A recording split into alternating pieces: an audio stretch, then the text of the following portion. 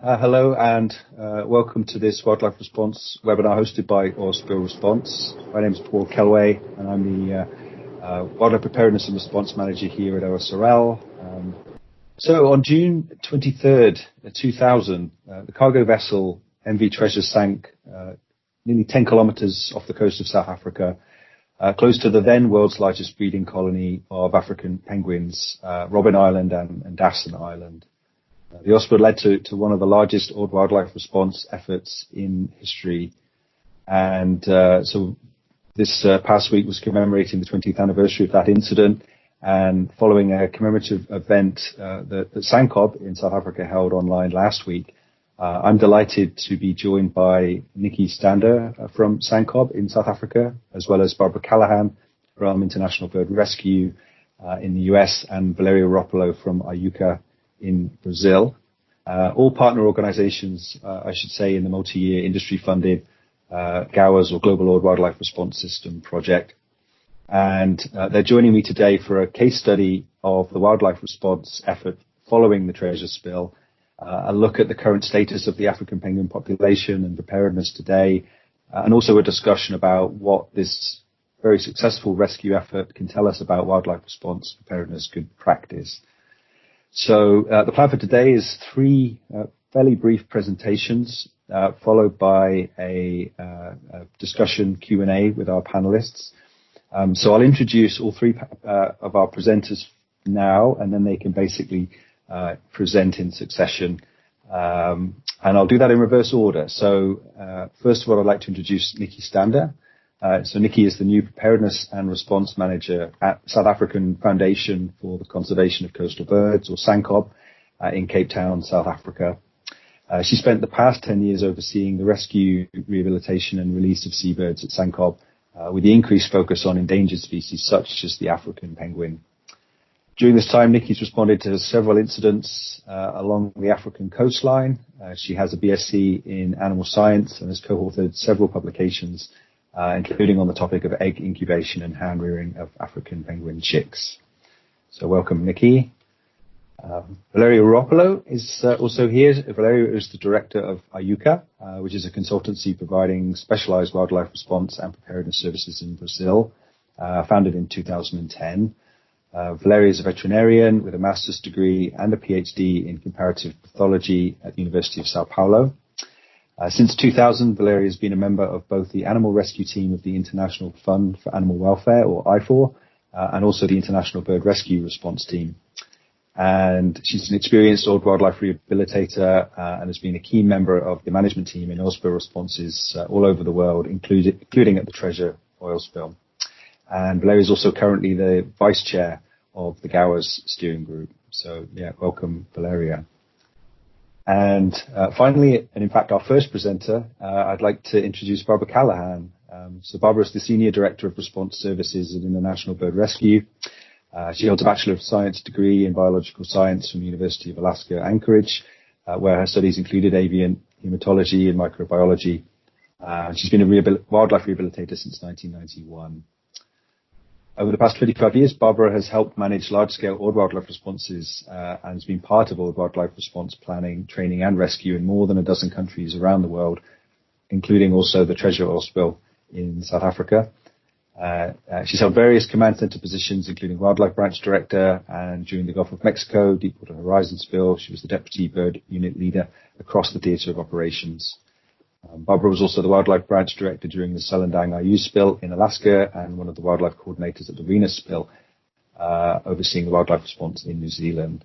So thank you all very much for being here today. So Barbara's going to begin the story of the Treasure response, then hand over to Valeria to continue that case study, followed by Nikki, who will then provide an overview of developments in South Africa since 2000, since that Treasure spill. So thank you all again, and Barbara, over to you.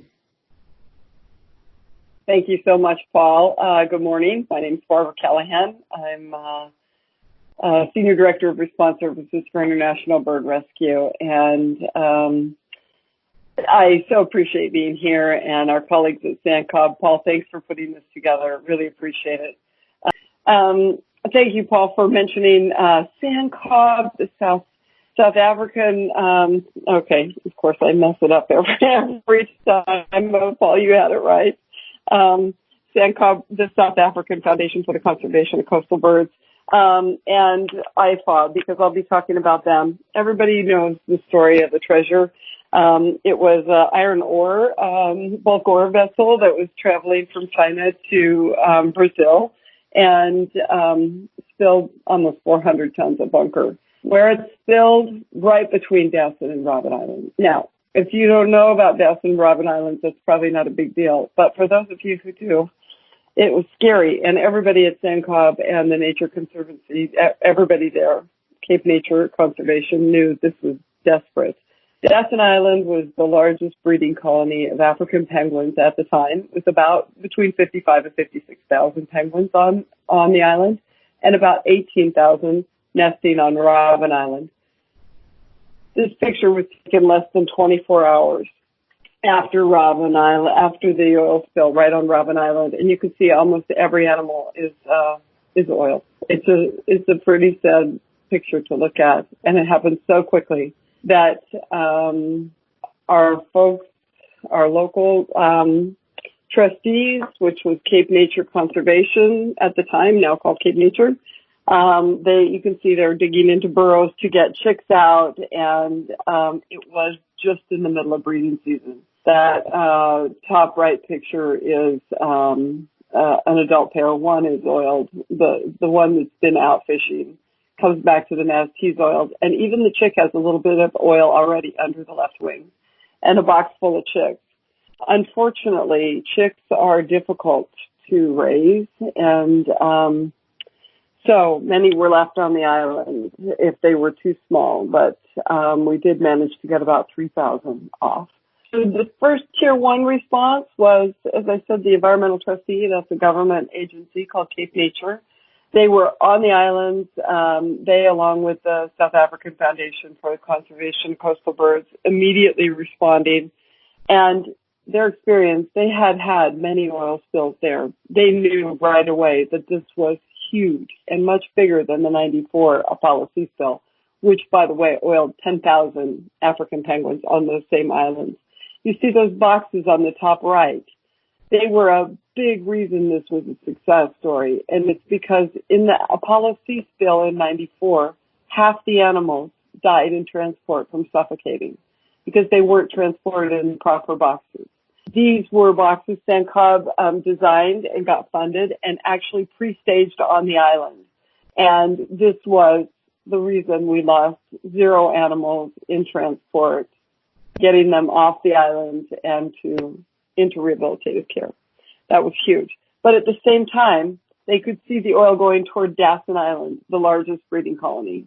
Once again, Cape Nature staff, they're rounding up penguins, but look at these penguins. They're all clean. They preemptively captured 19,500 penguins before they were oiled. This is absolutely today still, it was unprecedented at the time. Preemptive capture doesn't always work. In this case, because penguins are fairly easy to herd, as you can see, that's what they're doing. They're herding them into an area they can capture them. They don't fly away. This worked, but this worked for a number of reasons. Most importantly, because these penguins have a very high nest site fidelity.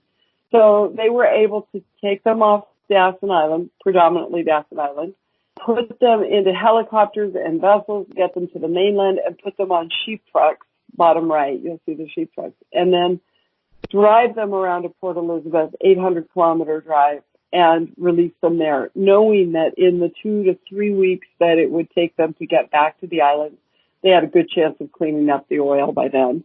And because these, they knew that these penguins would go right back to the island that they were breeding on, and they did. And that was huge because they transmitted 3 of them. Was it? I'm not sure. Peter, Paula, and Percy, maybe. Or Peter, Pamela, and Percy. Anyway, everyone watched. Those yellow, red, and blue bands on the bottom picture are the travel that those 3 penguins took getting back to their island. pretty amazing to watch. At the same time, animals that were oiled were coming off Robben Island and going to SANCCOB. And SANCCOB was overwhelmed already with 2,000 plus penguins. But they also had a plan, and that plan included the Salt River railway warehouse. So the day that still happened, the 23rd of June, I think the ship went down at 3 or 4 a.m. By 6 a.m., SANCCOB had actually called the International Fund for Animal Welfare, IFAW. They had a pre-existing relationship. IFAW had a country office there in Cape Town. And they also had a global oil wildlife team, which was made up of International Bird Rescue. And we got the call at 6 a.m. that morning, that Friday morning. So start to finish with, along with IFAW, who actually provided most of the funding in the beginning. They later were reimbursed some of their costs, but without them, this would not have happened. Along with IFAW supporting that financially, as well as putting, administrative staff, logisticians on the ground with us, and the bird rescue staff. We had about 15 on the ground, but it was clear we needed a bigger team and put a zoo and aquaria call out globally. And we brought about 35. We kept that number at 35, but those people rotated every 2 to 3 weeks, and we'd get 3 more. 3 would leave, 3 would come, and that just kept rotating. And then there were people that we knew around the world with expertise that we brought in for part of the professional team as well. We kept them as long as we could. So as I said, Salt River was in the plan. It just needed to be stood up, and boy, did it need a lot of help. It had, first of all, to be cleaned out. We had an amazing logistical person on the ground, South African Mariette Hopley. She got a crew together who cleaned out this old railway warehouse and pretty phenomenally got water and electricity. That bottom picture on the left is one of 5 rooms of that size. Tarpaulins in between, that's how we distinguish one room from another. Those boxes in the foreground were sometimes every few hour delivery at Salt River, full of 3 or 4 penguins each box. It was chaotic for sure, but controlled chaos, because very quickly people fell into a rhythm. And 6 acres under one roof and a little over 7 outdoors. We had about 1,000 volunteers a day, and that top right picture is the volunteer stand where the volunteers could go and get tea and biscuits, and we had upwards of 1,000 volunteers a day, and a total of 45,000 volunteer shifts worked in the 3 months we were on the ground. Everybody in the bottom right picture is either cleaning penguin mats or thawing fish for penguins. And they actually had to increase the quota for catching the pilchards, because we bought everything that was on the market, and we used up to 20 tons a day. Pretty phenomenal. But there were pools to be made outdoors and washrooms to be set up, and the logistics here were pretty phenomenal. This was just a small picture into the logistics, because Paul told me I only had 10 minutes. So that's why I'm going so quickly. But everybody knows in an oil spill, we've got logistics that are the service side of things that support the actual response, and then the support side of things that, support the people that are doing the response. And so just a few things to think about. We had these huge 25-liter jugs of detergent to wash the animals. We used 302 of those in the time it took to, I think we had between 16 and 17,000 penguins at Salt River. So that was just at Salt River. The picture on the top right is beach shale. It's basically shells that are crushed up, and that was a great substrate for the penguins, rather than the sand that might have been more abrasive. And we brought 7,000 plus tons of that in to make our pools and our pens outdoors. And all told, 361 tons of fish. The government had to actually increase the quota to get the fishermen to go fish for it, and then we'd purchase it. But the quality of fish was super important, so they would go fish for it, freeze it, and then bring it to us so that we could thaw it out. Bottom right picture. It's really, you don't want the fish to fall apart and be all mushy, because some of the fish needed to have vitamins and supplements put in them. And so that was really a science on how to do that. I think that's Fishy Sue in the middle, Paul. Our friend from Earthkind that deployed with Paul Kelway in the middle, she was responsible for thawing 10 to 20 tons of fish out every day, and it had to be done in just the right way. So supporting that 50-person team on the ground with meals, with flights in and out of Cape Town. Oh my gosh, I think we had our passports were all starting to expire. We were all supposed to leave and we weren't done. So they collected all our passports one day, and probably a week before we saw them again, but I'm not sure the magic they did, but they did.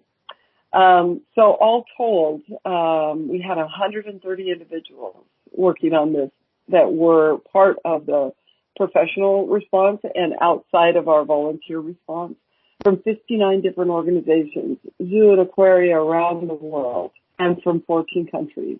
And it was an amazing thing. I don't think we were fully understanding that we were going to be successful until half or three-quarters of the way through it. And I will save the punchline for someone else like Valeria to say how many animals we got out released. So with that, Valeria, I'm going to turn it over to you. Thank you, Barbara. That was great. It's a big challenge to talk about the treasure in 10 minutes, huh? So I'm sharing my screen, Paul. Let me know when you see it. Yep, it's looking good.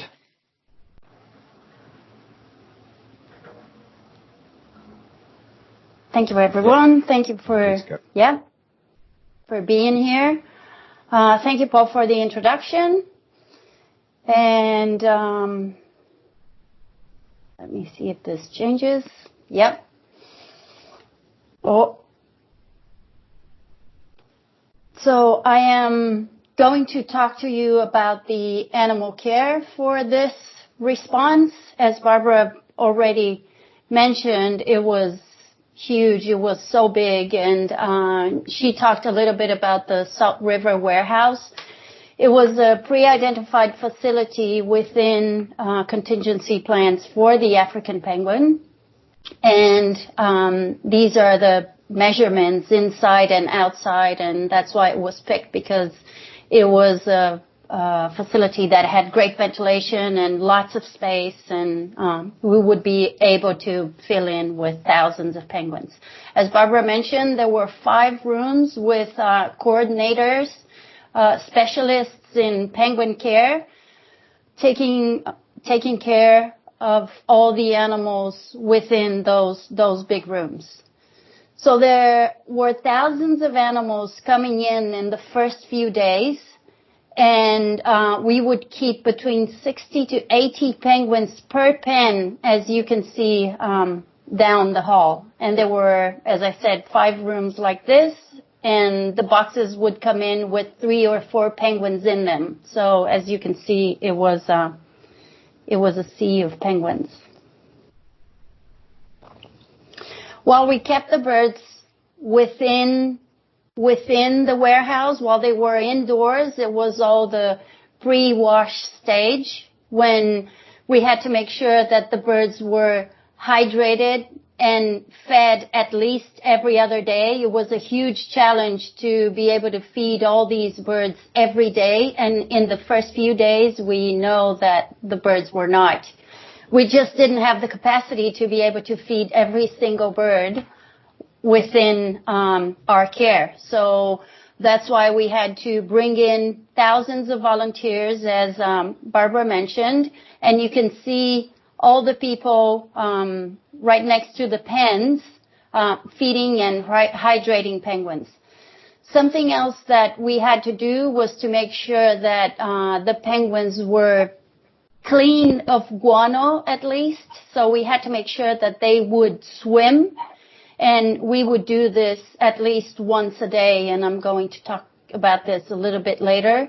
And this is not something that we do with oiled birds, but we had to change our protocols to be able to do this, to be able to make sure that the birds would survive in the end and they were viable for release. And while they were in this room, they were waiting. They were being fed and rehydrating and swimming and waiting until they would be picked to be washed. And that was my job, really. I picked almost every bird to be washed, and they were selected based on their body condition and also the fact that they were standing and they had to be adults at first. I'll talk about this in a minute. So for cleaning, once the birds were picked to be clean, when the warehouse was set up, there were 20 wash bays that were prepared to wash between 30 to 50 animals an hour during 10 hours a day to reach 500 clean birds a day. And there were days that we had over 600 birds clean a day. And this is a huge, huge challenge. And to be able to do that, we had to limit the rinse time to 5 minutes. And this is also adapting our protocols again, because, we had to allow the birds to rinse themselves. Otherwise, we would never end. So we had to keep to the math to clean several hundred birds a day. Otherwise, we wouldn't be able to clean them all before, 5 months. So they would go into the drying room where they would receive a temporary ban and vaccination. I'll talk to you about herd health in a minute. But once they got to the drying room, it was the first time that they actually got identified. We didn't have a way to do that before they got to the washroom because there were so many thousands of birds and we couldn't have control of them in the first few days. And once they got into the washroom is when they were identified.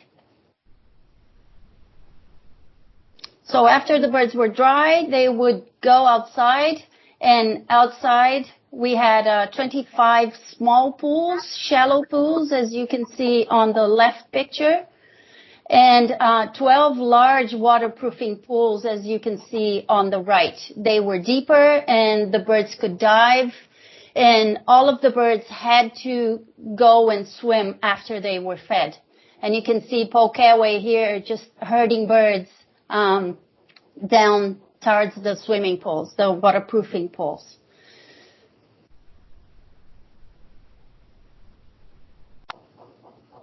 So again, during all stages of animal care, we had a time bomb, basically, when we think about disease outbreaks. We had thousands of birds within a warehouse, and we couldn't allow anything to happen to them. So we would select the birds that were too weak, and those were euthanized. And we had to minimize any probabilities of disease outbreaks. And avian malaria is, penguins are really sensitive to avian malaria, which is a mosquito-borne disease. So we had a no standing water policy. We had the standing water people searching for puddles within the warehouse because we couldn't allow mosquitoes to spread within the warehouse and bite the penguins, and they would get avian malaria. And we also, thinking about the possibility of outbreaks, we had to minimize the possibility that the animals would get anything. And once the animals got to the drying room, they would be vaccinated against Newcastle disease. And this is it was a government decision. This is a decision that was not made by us, because it's not common to actually vaccinate wild animals. And this was a preventive measure trying to avoid the worst. And we didn't have any problems with Newcastle disease. And you can see Barbara here on the microscope because we would select a certain number of birds to be checked for avian malaria. And what you can see on Barbara's right are actually blood slides to check for the parasites on their blood that you can see below. Penguins are really sensitive to it. So talking about the release, waterproofing, once the birds were waterproof, they were checked for body condition. Then they were bled, and Barbara led this task force to bleed all the birds before they were released to make sure that they had good blood results. The birds were banded, and they would get a pink spot on their chest. So if in case the bird would come back, any birds would come back to the warehouse, we knew that they had been released recently. And we could also spot them in the colonies. So as this massive operation treated 21,082 birds, birds that died or were euthanized were 1,975, which is a very, very small number. And this is where we dealt with the herd health. We euthanized some birds that were really weak. Birds that were released, again, over 19,000 birds, and 90.1% of the birds were released back into the wild. And of these, I think around 90% were sighted in the first 5 years, I think. And Lauren can talk a little bit about that later on. Critical success factors for this response then, management, as Barbara said, was a huge thing. There were pre-existing agreements between SANCCOB and the local environmental authority, Cape Nature, and also between SANCCOB and the International Fund for Animal Welfare to bring in the Tier 3 team. There was immediate activation of an experienced Tier 3 team. And this was critical to be able to manage this massive effort. Strong management by all of the 4 organizations together was crucial for this. The animal transport lessons mentioned by Barbara from the Apollo C spill, the penguin transport boxes were pre-positioned on the island colonies, allowing the birds to be evacuated immediately as avoiding them to be exposed for too long on the islands. Preemptive capture and relocation of 19,500 unoiled birds, and this was unprecedented. And I think that to this day is something that hasn't been done again in these numbers after that.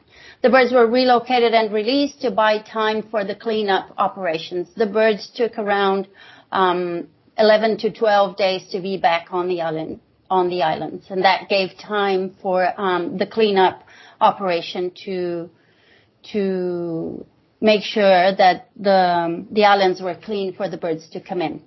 The chick rearing program, 3,500 chicks have been removed from the island at a certain age and raised in captivity to make sure that we wouldn't lose a whole generation of chicks.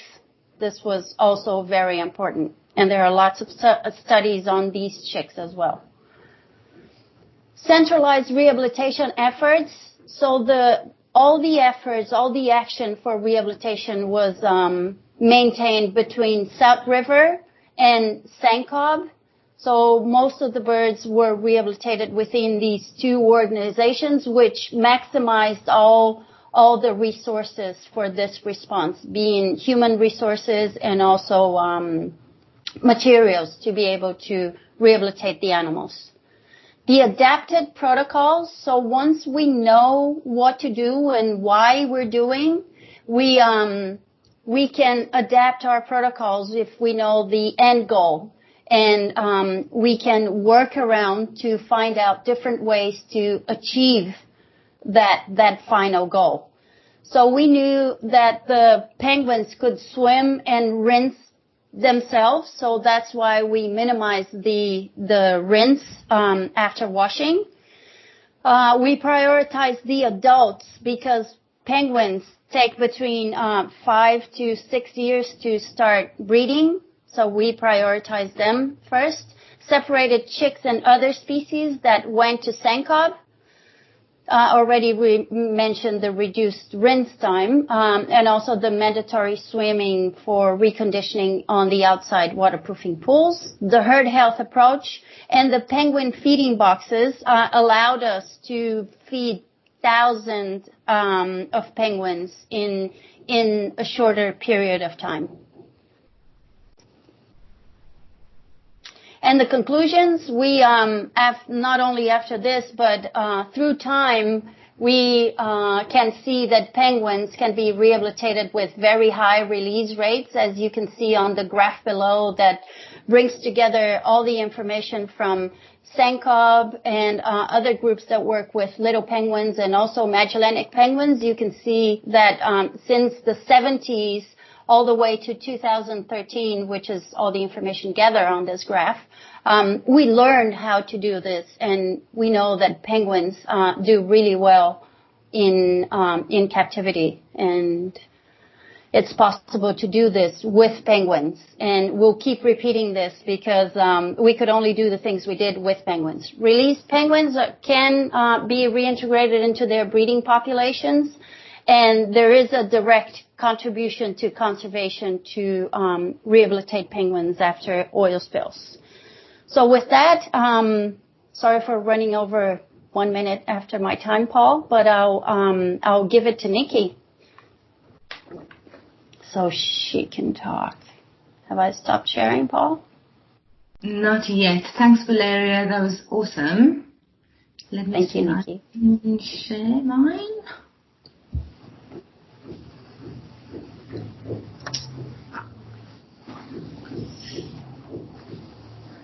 Okay. All right. So hi everyone. Thanks for joining us. So unlike Barbara and Valeria and Paul for that matter, I wasn't part of the treasure oil spill, having only joined SANCCOB a bit later on. But I'll chat to you a bit about what happened in the last 20 years since the treasure oil spill, and why we're even more concerned about the conservation status of the African penguin today. So SANCCOB is no stranger to oil spills, having been around since 1968. We've responded to every major spill affecting seabirds along the coastline. And that includes a spill in Namibia as well, affecting 200 penguins. But if you look at the blue box at the bottom of the screen, you can see that there's fewer oil spill incidents post the treasure in 2000 than there were in, say, the 70s and the 80s. However, by this time, seabirds were already in big trouble. We knew that, and oil pollution had already played a serious role in the decline of the species.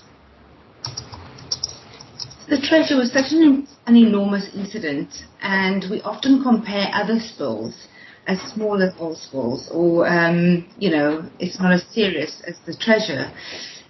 But it's important to note that the amount of oil spilled doesn't necessarily correlate with the number of animals affected. So 1,300 tons of fuel oil was spilled in the treasure, and that affected 19,000 penguins. So it's very much a case of, it's very much dependent on where the oil is spilled, the location of the oil spill. And in this case, it was near two very important breeding colonies. So, as we're saying, it's 20 years later, and what has changed in the last 20 years? Well, quite a few things. The fewer oil spills that I've mentioned are probably attributed to the fact that we have a more robust legal framework in South Africa. Public pressure definitely has encouraged government to develop more effective national legislation to protect our marine environment. And this has likely led to less oil spills. From a SANCCOB perspective, in 2017, we took over an additional facility, and this is located in Port Elizabeth in the Eastern Cape. and is strategically positioned close to the Algoa Bay seabird colonies. So the close proximity is really beneficial in being able to receive seabirds directly from those islands. SANCCOB now has a dedicated preparedness and response manager, which is me. And that really didn't exist during the Treasure oil spill. And that's simply because they had a much smaller team back then. But this position does enable SANCCOB to apply focus on ensuring our organisation is prepared for the next oil spill. And of course, the frequency of oil spills may have decreased, but we must remember that South Africa has one of the busiest shipping lanes in the world. It's estimated that 30,000 vessels pass the South African coastline annually, and a large portion of these vessels are carrying crude oil. So the risk is still very much there. I want you to look at the graph that I've put at the bottom of the screen, and this is courtesy of Alistair McInnes from BirdLife South Africa. He's currently doing research on the increase of shipping activities. This graph is just based on Algoa Bay, where St. Croix and Bird Islands are in the Eastern Cape, and he's looking at the effects of noise pollution and how that's impacting penguins. But really, the point of putting the graph on is so that you can see from 2012 already, the amount of shipping traffic has increased gradually, and certainly this emphasises the associated risks to seabirds that are located close by. And then Operation Pakisa was launched in 2014, and this was to boost the country's economy through various ocean work streams such as oil exploration and aquaculture. And I'll chat a bit more about this in a moment, but this initiative will certainly add to the risk of oil spill pollution. Okay, so this is a map of the African penguin distribution, and they're located from Holmesburg Island in Namibia all the way down past Cape Town and then up to Algoa Bay, just off Port Elizabeth in the Eastern Cape. And generally, the majority of marine species affected by oil spills are seabirds, but we know that other marine species are also at risk. But in fact, it's often oil seabirds that show up along the coastline, and this indicates us that there has been a spill, that there's something going on out there. And that's why African penguins are called indicator species. They tell us about the state of our oceans. Sadly, the African penguin population is at an all-time low, and we only have about 2% of the estimated original population left in the wild. So there's several reasons that have contributed to the decline of the species, and that includes food shortage, pollution, predation, and also climate change. These pictures show just how severe the decline has become. So in the early 1900s, for example, there were more than 1.5 million African penguins breeding on Dassen Island alone. So you can see the top left photograph, there's just nothing but penguins.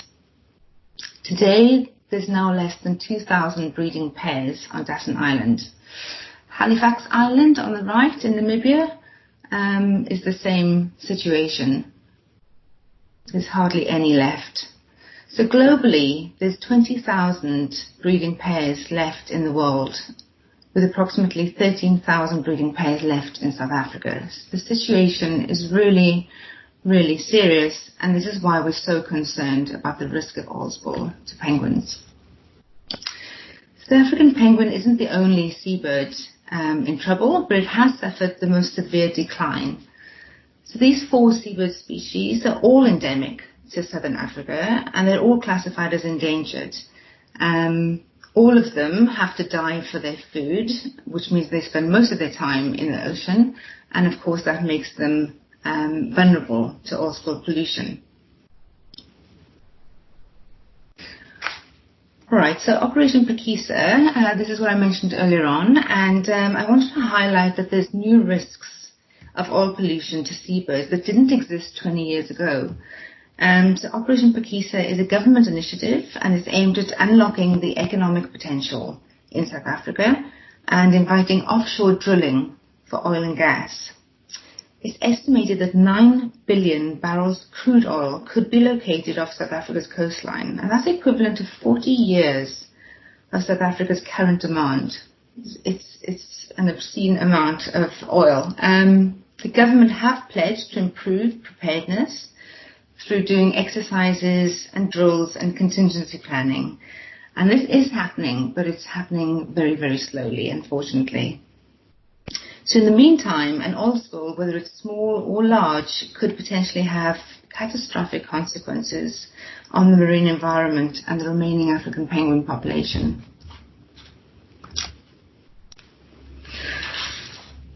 So in addition to the everyday shipping traffic that the seabirds have to live with, and this is a map showing Algoa Bay, there's been the introduction of ship-to-ship bunkering, and this was permitted in 2016, and it's one of the Operation Pakisa projects. These operations are permitted near the breeding colonies of endangered seabirds. And I've just put some arrows there just to show you where St. Croix Island is and Bird Island and where the ship-to-ship bunkering is taking place. So in a 3-year period in 2016 and 2019, there were 2 oil spills that were caused directly by ship-to-ship bunkering operations, and both of those incidents happened at night. And it resulted in over 300 oil seabirds, and these were mostly African penguins. So over the last 5 years, SANCCOB has been at the forefront of challenging ship-to-ship bunkering operations in close proximity to St. Croix and Bird Island. And these are the large remaining breeding colonies for African penguins and Cape gannets. In order to address our strong concerns, SANCCOB was successful in setting up a bunkering environmental working group. And this is attended by all of the relevant stakeholders. And in this group, we're able to sort of set adequate mitigation measures and try and minimize the risk that an oil spill will have on the seabirds in the future. Okay, so if we look at challenges, or the current challenges that we have, it's unrealistic to think that we're not going to have another oil spill. We know that accidents do happen. So SANCCOB must therefore be prepared to respond to oil wildlife regionally and internationally. So one of the obvious challenges for any non-profit organisation is a lack of funding. The South African government does not fund wildlife conservation NGOs, including any disaster or oil response equipment for wildlife. Additionally, there's no legal obligation for industry to obtain an oil wildlife contingency plan, but SANCCOB must still maintain dedicated oil wildlife response equipment stockpiles, and we must regularly train staff and volunteers in oil wildlife response strategy and techniques, and this function requires ongoing funding, which we are currently fundraising from our supportive donors. The other challenge that is ongoing is illegal operational discharges. This remains an ongoing concern, and the government doesn't have sufficient funding for aerial surveillance. And they used to have this years ago, so at the moment they are just using vessels to carry out their surveillance. So without the adequate surveillance, i.e. aerial and vessel surveillance, the coastal waters are extremely vulnerable to these discharges, and this in turn will affect our marine wildlife. Okay, so preparedness is key if we're to minimize the effect of oil on African penguins and seabirds. SANCCOB must promote oil wildlife preparedness and response as an integral part of mainstream oil spill response amongst government, as well as the oil and gas and shipping industries, and this can no longer be considered an option. We must also continue to work with the oil and gas and shipping industries to raise awareness with regard to the risk of oil spills on seabirds, and this will hopefully empower them to adopt wildlife contingency plans and follow best practice. SANCCOB also continues to form part of the Global Old Wildlife Response System, the GOWRS, which works with industry on a global scale to improve all wildlife preparedness. SANCCOB must also improve its own old wildlife preparedness, and part of this would be to identify emergency facilities, like the Salt River facility that Barbara and Valeria has alluded to. During the Treasure, the SANCCOB facility in Cape Town admitted thousands of birds in the first 3 days and had to then use the secondary facility. So this is really important to plan before an oil spill does happen. Finally, focus is required on the practical rollout of the contingency plans of various seabird colonies and building on site-specific old wildlife equipment and making sure that we participate in joint exercises with local governments as well as industry. So thanks for listening. That's the end of my presentation, and I can hand you back to Paul. Thank you very much to Nikki, Valeria, and to Barbara. Nikki, if I could just ask you to put yourself back on mute, that would be great as well. Thank you very much. Just to sort of wrap this up in terms of the presentations, I just thought I would very quickly just put one more slide on the screen, just to sort of mention that obviously in the context of developing wildlife response preparedness, and certainly thinking about the way that Barbara and Valeria sort of walked us through the wildlife response to the treasure spill, there are some excellent resources that have been developed since this time, essentially almost to gather and further develop internationally agreed principles and good practice, not just around preparedness, but actually around the protection, care and rehabilitation of old wildlife. So these are a couple of documents that all the organizations presenting today, as well as a number of others, have been involved in developing. And these were published via IPECA and IOGP and are available through the IPECA website. So certainly just putting that up there as a frame of reference, which is certainly from an oil industry perspective, the sort of key essence of some of these principles of preparedness and good practice. So just mentioning that there, just because I think that might be a helpful resource for people to be aware of if you're not already. And so at this stage, I would also like to invite our presenters to put their cameras on and to join me in a virtual panel discussion here. And I would also like to add and invite Lauren Waller to join us as well. So Lauren is also with SANCCOB, and so Lauren has 19 years or more experience working in the conservation sector. She served for 12 years as a regional ecologist for the Western Cape provincial conservation body, Cape Nature, that were mentioned, and is now the conservation scientist for SANCCOB. My colleague Ria is going to post a bit more of a detailed bio of Lauren in the chat, but Lauren, please feel free to join us and put your video on as well. Thank you so much for being here.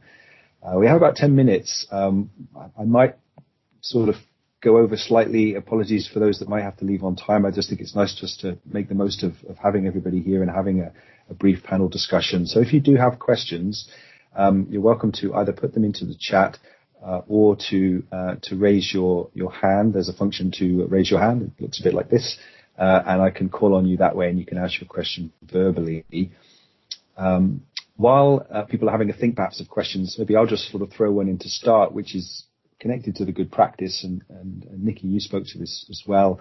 It's amazing to look at the success and everything that went into the treasure spill. And also, as you said, very sobering to recognize that preparedness is obviously still a very important consideration for the future. So, in terms of the development of good practice, the fact that there's sort of perhaps more sort of written internationally agreed standards now, how do these help in terms of improving wildlife response preparedness and sort of building on the success and the learnings of responses like the treasure?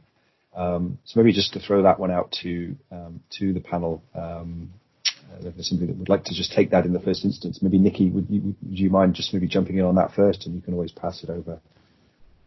Yeah, thanks, Paul. I think as I've pointed out, preparedness is absolutely key. And if we're to look at the species that we're talking about today, the African penguin, we really can't afford to not be prepared. Let's put it that way. So So there's also reputational risk involved with industry, and it's amazing how, something sticks. We've had 2 oil spills relating to ship-to-ship bunkering in the last 4 years in Algarve Bay, and they're still struggling to shake that off. And we know that accidents happen, but there was very little in the way of preparedness. So we're trying to use these incidents as case studies to show industry that if we are a bit more prepared and if we have contingency plans for wildlife, then we have a much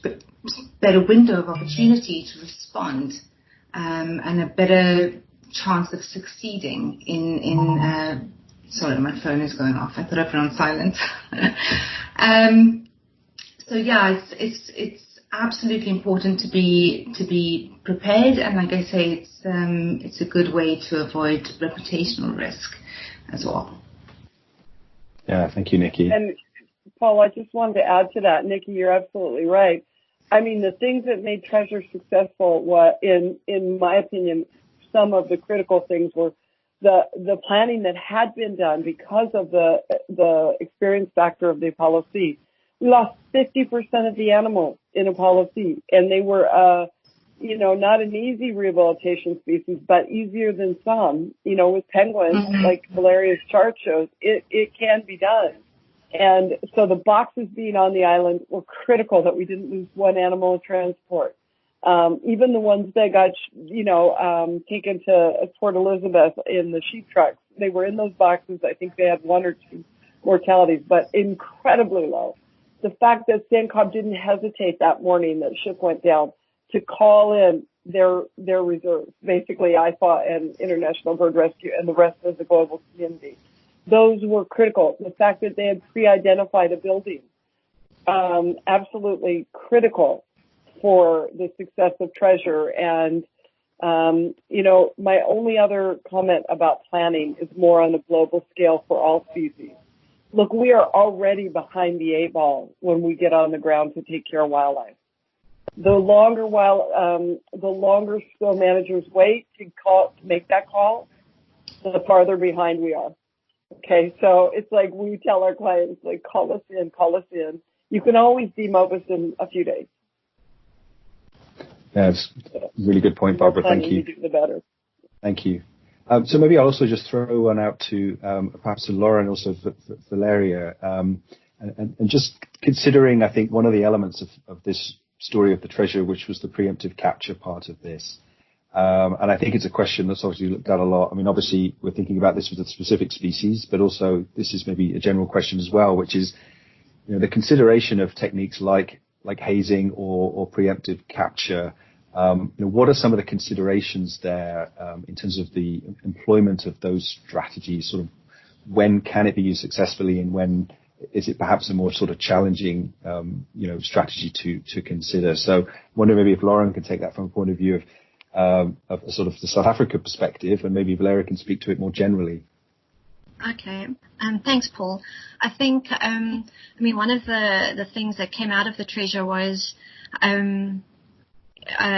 Rob Crawford, who was one of the leading scientists at the time. There wasn't a certainty that it would work, but just having the rehabilitation managers work very closely with the scientists and the biologists who were experts in the species, I think really was one of the key things that made that decision work well. And so it highlights the fact that in terms of preparedness, oil spill response, you really need to know not only the technical side of the response, but you really need to know the biology of the species that you're dealing with. And so, and that is so different for so many of the different seabirds and mammals and, that this group works with. So it's really a massive responsibility in terms of being up to date with what's happening from a technical point of view that Valeria will need to comment on. I don't have expertise.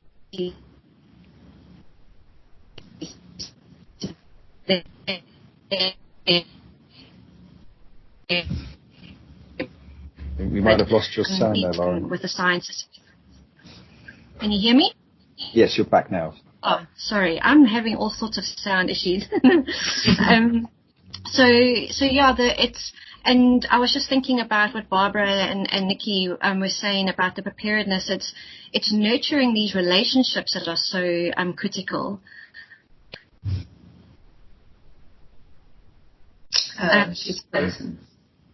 You just cut out again there, Lauren. So maybe what I'll do, and thank you. Really appreciate your insights as well. Am I back? You are. We're having a few issues there, Lauren. What I'm going to do is I'm just going to give your bandwidth time to breathe. I'm going to just hand over to Valeria just to add a few things in, and then if you're back, we can come back to you. Thank you, Paul.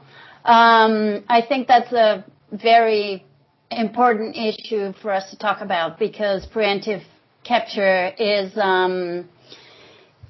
it is one of the tools that is available to us, but before we choose to use it, as Lauren said exactly, you not only need to know the biology of the species, but that's a very complicated decision to make, really, and it's not only one person's decision. And you just need to think about a risk assessment, and you need to think about all the different dangers that are involved in a decision like that, being preemptive capture or hazing. And as I said, it is one of the tools available for us to use, but it is very rarely used, and only on certain occasions it can be used. So I think it's really important that we only use specialist people to be able to make that decision, and it obviously involves the government and all the different biologists and people that can think about all the husbandry needed to keep those animals in care if they are going to be kept in care. And there are so many things that have to be thought in advance before we make that decision. So that's what I think it's really important for us to say, is that it's not an easy decision to make, and it can only be made within certain pieces in place. Yeah, thank you very much, Valeria. I should just say we are on the hour, and we were supposed to go for an hour. So if you have to leave now, thank you very much for joining us. I think I'll maybe just at least have one more question and discussion before we close. So this, just to say as well that we will be sharing the link to the recording of this. So if you do miss the last part, we'll make this available via the OSRL website. But yeah, let's just take another 5 minutes before we close. And I think maybe touching on this topic that you just raised, which I think is the importance of this as really a multi-stakeholder endeavor, where there are sort of different roles and responsibilities. I wondered if I could just ask the panel to speak to that in terms of, what are some of the ways to sort of really keep that discussion around preparedness alive, and what are some of those key roles of the different stakeholders in being ready? Nikki, maybe I'll come back to you, and we'll keep on this. If I can speak to preparedness in South Africa and pulling stakeholders in. At the moment we don't have a lot of consultancy work with industry, but we do work very, very closely with government colonies, sort of local government as well as national government. And as they're trying to develop their preparedness that I mentioned through Operation Phakisa, we're very much involved in that. So I would say, for us in South Africa, we're involved much more on the conservation level of the species. It's a very holistic approach. So we're trying to assist government, because funding is always an issue, not only for NGOs but for government as well. And we're trying to facilitate things like equipment, to stock equipment at certain sites, and we're trying to facilitate training so that all colony personnel are trained at least in the incident command system, so that if an oil spill does happen, they will know how to fit into that and how to work under the incident management organization. So we're trying to work with government on a contingency plan level, but we're also trying to work on the ground with the people who would be catching those birds, putting them into boxes, transporting them to SANCCOB. So it's very multifaceted approach, and like you say, it involves many different stakeholders. Yeah, thank you. Barbara, maybe just thinking more broadly, I mean, in terms of sort of, outside of South Africa as well, but anything to add to that in terms of just the importance of these different stakeholder groups coming together? Well, yeah, I think anytime you have an opportunity to help guide policy, that's why we try to attend any of the public hearings and if they're creating geographic response plans, it's important that there's expertise there about the species. Like Lauren was saying, that species knowledge is so critical. From internal response plans all the way up to what our government's doing in whatever region we can have an effect. I think we have that obligation to do that. Nikki, when you said that you don't always have a lot of consultancy work, that's when you end up, I think, attending that, the public meetings and working with your government hand in hand.